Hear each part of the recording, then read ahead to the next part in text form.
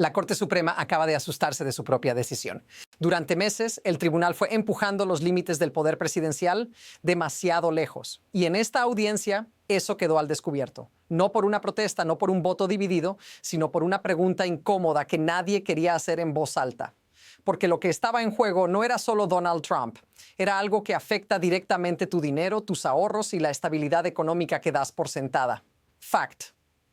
El caso trata del despido de Lisa Cook, una de las gobernadoras de la Reserva Federal, y del argumento del Ejecutivo de que basta con decir con causa para echarla. Inference. Si esa fórmula funciona, ningún cargo independiente está realmente protegido. Y aquí aparece la paradoja. Los mismos jueces que ampliaron el poder del presidente ahora miran el reloj y piensan en el próximo. Porque una regla creada hoy no desaparece mañana. Pero aquí está la parte que nadie quiere admitir todavía.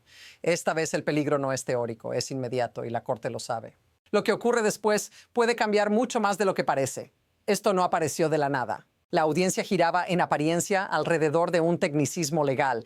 Si el presidente puede despedir a una gobernadora de la Reserva Federal simplemente alegando causa, pero ese encuadre es incompleto. Fact. El gobierno de Trump sostiene que basta con pronunciar esas palabras para justificar el despido sin probar nada, sin proceso, sin revisión judicial. Inference. Si esa lógica se acepta, la independencia de organismos clave deja de existir en la práctica. Y aquí es donde el caso se vuelve más grande que una sola persona. Porque no se trata solo de Lisa Cook. Se trata de si una institución diseñada para estar protegida de la política puede ser reescrita por conveniencia. Durante la audiencia, algunos jueces empezaron a mirar más allá del caso concreto. Miraron el calendario, miraron el futuro y se hicieron una pregunta peligrosa. Si hoy avalamos esto, ¿qué pasa mañana cuando el poder cambie de manos? Notice lo que no se dijo directamente. Nadie negó que esta regla podría ser usada de forma agresiva por cualquier presidente. Y ahí es donde la historia deja de ser técnica y se convierte en una advertencia. Porque este no es un episodio aislado. Es parte de un patrón más amplio que ya hemos visto antes. Y ahora está llegando a una institución que el sistema siempre trató como intocable. Y eso cambia todo. La afirmación central del gobierno fue directa y extrema. Fact. El abogado del Ejecutivo argumentó que el presidente tiene autoridad ilimitada, que los tribunales no pueden revisar la decisión y que basta con invocar la frase mágica for cause. Eso se dijo en la sala. No como una exageración mediática, sino como una posición legal formal. Inference. One says, si esa postura se acepta, el requisito de causa deja de ser un filtro real y se convierte en una palabra vacía. Y ahí es donde la audiencia dio un giro. Porque incluso jueces que históricamente han respaldado una visión fuerte del poder ejecutivo empezaron a retroceder. Justice Kavanaugh planteó el escenario incómodo. ¿Qué ocurre si un futuro presidente, con prioridades totalmente distintas, decide usar exactamente esta misma lógica? ¿Puede despedir a funcionarios solo porque no le gustan sus posiciones políticas? Notice lo que no se negó en la respuesta del gobierno. Nunca se afirmó que ese riesgo no exista. Solo se dijo, básicamente, ya veremos cuando pase. Y ese silencio es clave, porque cuando un argumento legal depende de que todos actúen de buena fe, el sistema empieza a crujir justo cuando alguien deja de hacerlo. Y en esta sala todos sabían que esa no era una preocupación hipotética, era el punto central del caso. Y lo que vino después elevó aún más la tensión. Ahí es donde la situación dejó de ser un debate abstracto y empezó a escalar. Fact. Los jueces compararon este escenario con otros momentos en los que la Corte permitió más control presidencial sobre agencias independientes. No fue una referencia académica, fue una advertencia implícita. Inference. Cada concesión previa creó el terreno para este caso, y este caso empuja ese terreno al límite. Durante años, la idea fue normalizar que el presidente tenga más margen para dirigir al gobierno. Pero aquí ocurre algo distinto.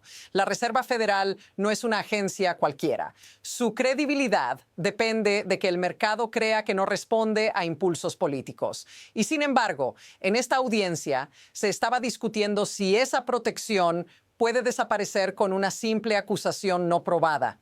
Esto es donde la historia se voltea, porque lo que antes parecía una excepción empieza a verse como una regla. Algo que no debería ser normal comienza a tratarse como rutina legal.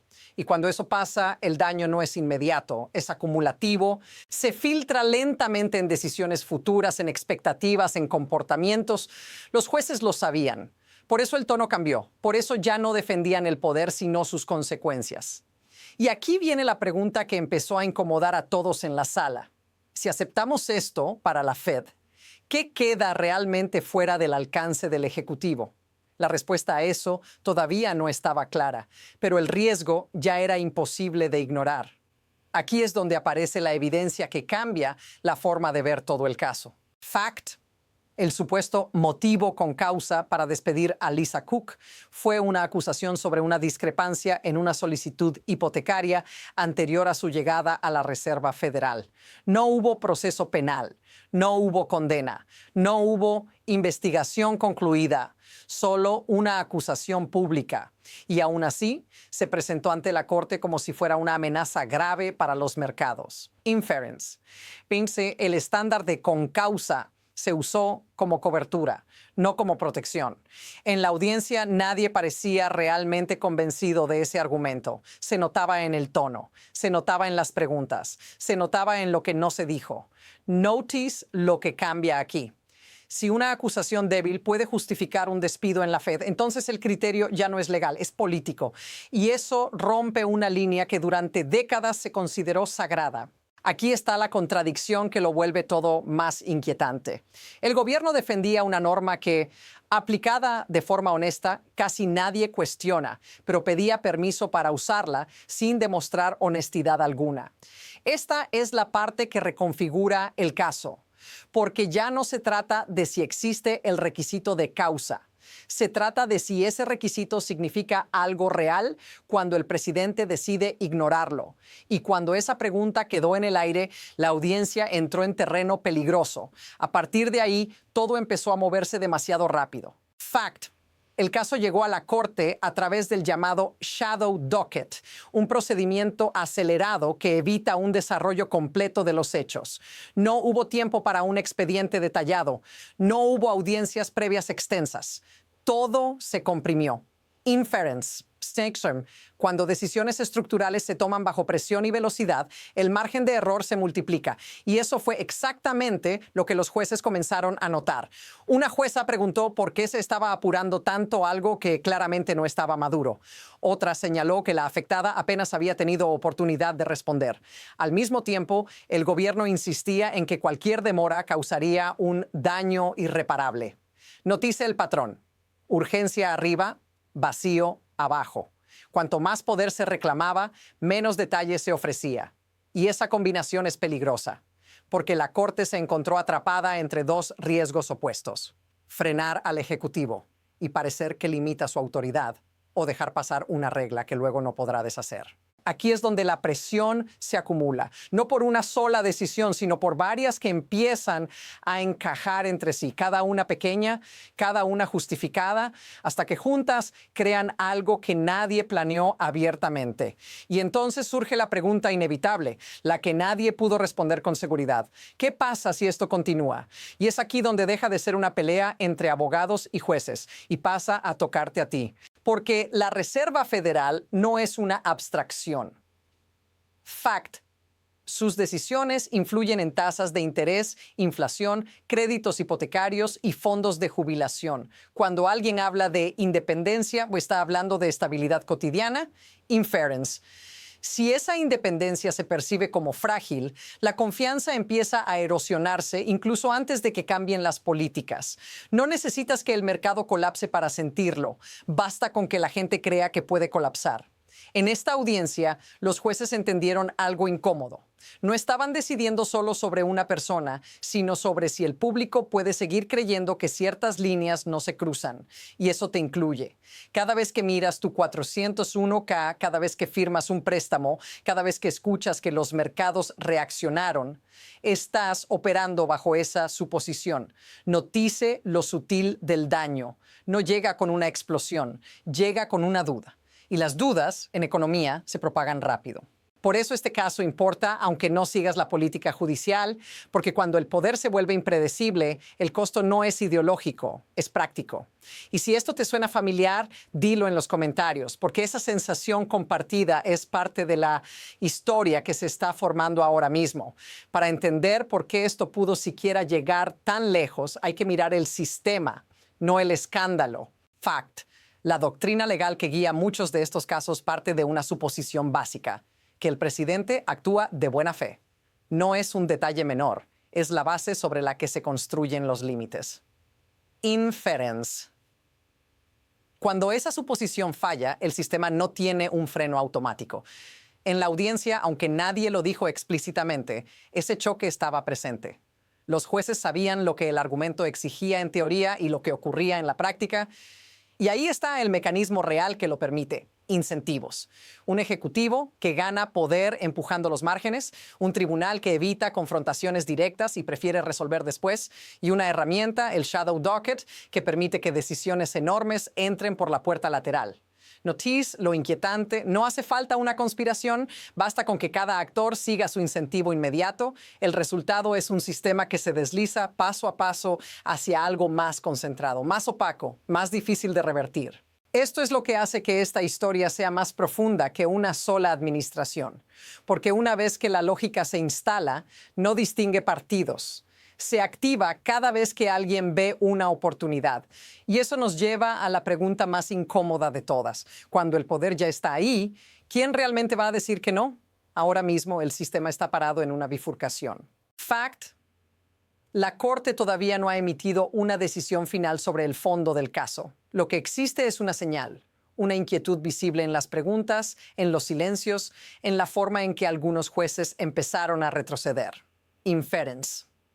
Eso abre dos caminos posibles, y ninguno es limpio.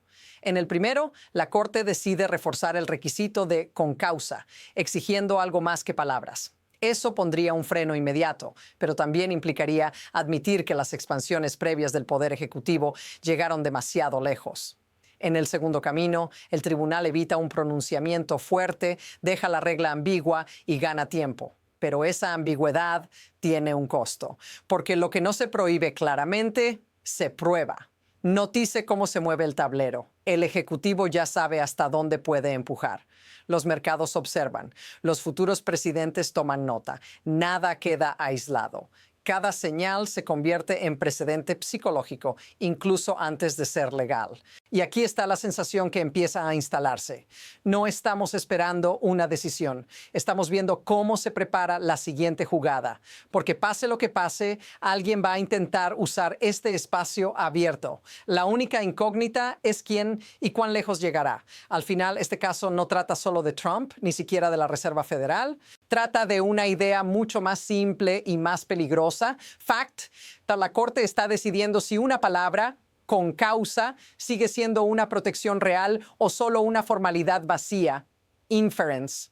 Cuando las palabras pierden peso, el poder deja de necesitar pruebas y empieza a funcionar por costumbre. Esa es la línea invisible que se está cruzando aquí.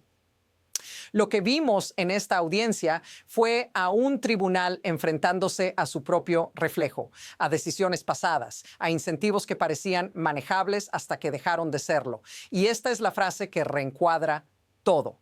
No hace falta que el sistema colapse para que empiece a fallar. Basta con que todos aprendan que puede ser empujado un poco más cada vez. Ese aprendizaje no se borra, se hereda.